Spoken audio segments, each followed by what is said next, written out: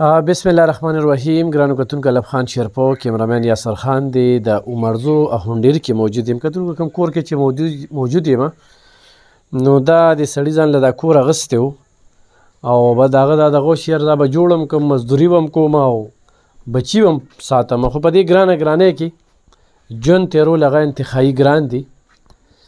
او بیا چې بیمار شي د کور مشر د دغه ماشومانو پلار نو دې ماشومې سکول وي، دا د سکول نه چې کومه ده نو راویستله نو خو دا راسره چې اسپانسر کړه نو دا ماشومه به سکول ووایي.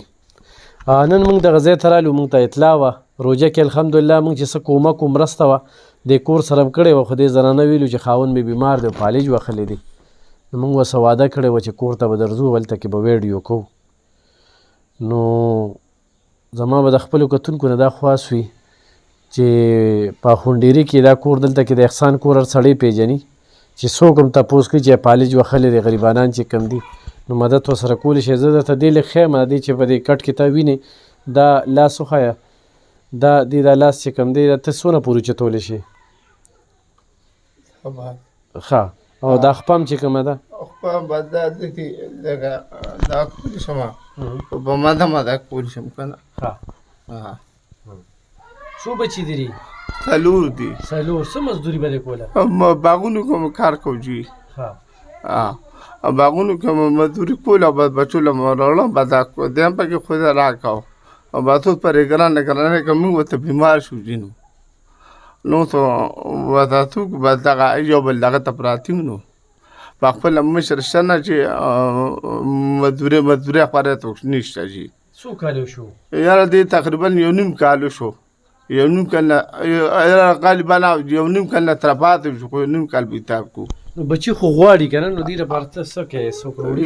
یاره بس کله یو کله نی کله لوږه کله تنده او د کلي خلکو را سره ډېر امداد لکه دا بو چې لکه کلي خلکو راله کله وړه راوړی کله غوړي راوړی کله څه کله څه. یو خوا کټ کې پروت دی، بل خوا چېرته ماشومان بچي څه وغواړي نو هغه ټایم کې باندې څه تېرېږي چې یو انسان یاره بس پړم نه تېرېږي خو څه وکړو نو دا ماشوم د سکول نه راویسته او دا وړ پای شوي دي د دې غم دی را سره چې دوی له کاپشن له کم ځای نه راوړم.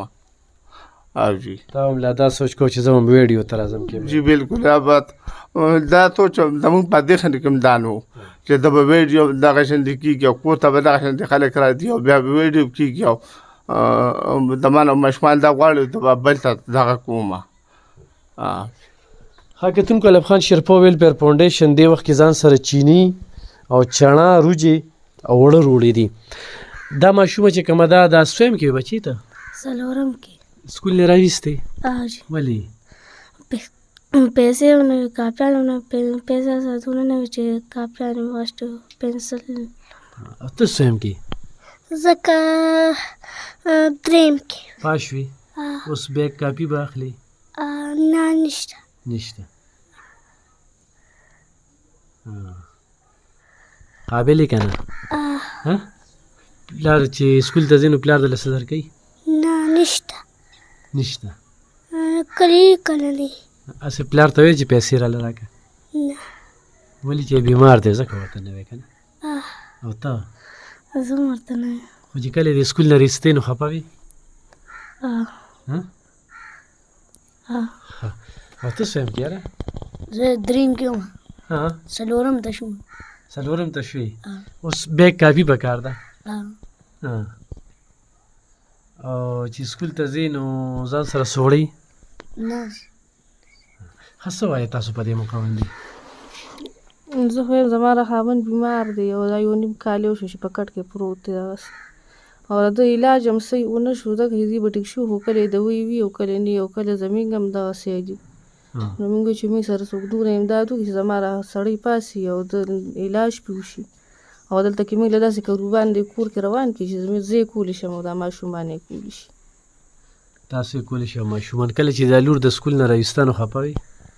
نو خامخا به خفه دا هم خفه وژړلې او مثانو پسې خبرونه کول چې راشه خو موږ وي دا نه شي ویلي ځکه چې موږ سره نور پیسې نشته چې موږ یې پېره پلار علاج وکړو او د داسې دوایانې چې هغه دوی ونه خوري نو هغه کله به نخر هم راغلي؟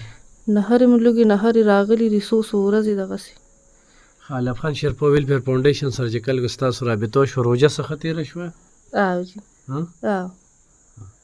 او کتونکو دوی له ما بل اوس غوړي ورکړو نو ځکه او ټیم مې ولا ورکړو غټ ټیم مې ولا ورکړو نو غوړي ځکه ما دې کې نه دي راغستی خو 4 ماشومان دي دغه یوه لورکۍ ده سبق یې ډېر زیات خوښ دی کله چې درته بچي خو ورته وي که نه چې سکول له سره که نه هغه ټایم کې خو جی بالا بتا خدا ته معلومه ده نو دا خو منې دا د الله را طرفه د الله له طرفه د ده الله یو امتحان او امتحان له موږ په شکر باتو او بعد دغه ماشوم عادي براتو بعد موږ اړلنه بغبخې جوړېدې چې دې له ته ورکو موږ د دوی پیسې نشته خو اوس بچي په دې پیري چې پلار سره څه نشته بس اوس په دې باندې پوهېږي په دې پوه شو ښه کتونکو دا دغه پریکټس دغه دی چې دې نه پاسي نو دا سټین سهار اخلي دوایانې داسې مریض سره پرتیس هم نشته او جی نو زمونږ دوی ته چې چیکاپ له لاړ شم یا اکثر چیکاپ له دمانو پیسې ډبل نه راغاتو اکثر چیکاپ وچو بیا دوی نو بیا چې دوی وروړو کله یو کله بل ته هغه قرارداد وکړو او قرضداري شوي هم ډېرې که نه یاره نو بس په دې ډېر یو نیم کال نه حساب وکړې جي نو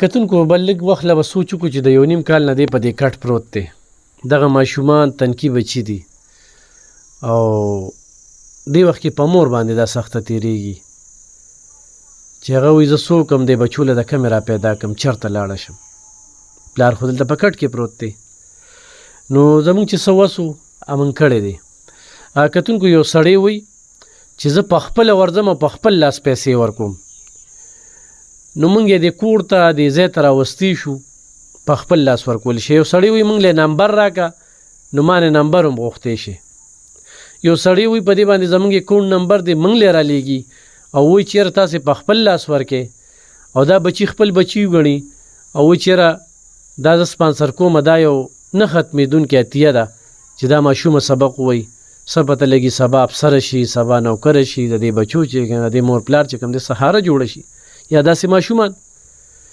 نو د پلار یې خواهش دی چې بچي مې سبق ووایي خو وي تشه جیبه ته مې دښمن نو څنګه یې ووایي نو او پوخان هم وایي چې سرمایه داره چې په بچو سبق ووایو خو هغه د یو نیم کال نه به دغه کټ پروت دی دی چې د الله سوچتوي نو دې ځای ته چې راشي نو بیا دا سوچتی که نه بیا ورته دا اړم دی دا بل لاس ورته دغه کوي نو نه کېږي نو په دې باندې زموږ اکاونټ نمبر دی خو تاسو سره ولېږل موږ به دې ته رالیږلي زموږ چې خپل کوم وس دس دی روان دی کوو به خو د دوی چې ما روجه کې پر یاد واورېده نو ما چېرې زه به دغه کور ته ځم نن راغلی یم د دې علاقې خلک ورسره مدد کوي ضرورتمند دي او د بار چې کوم دی نو ضرور ورسره تعاون وکړي ډېر مننه خوشحاله اوسئ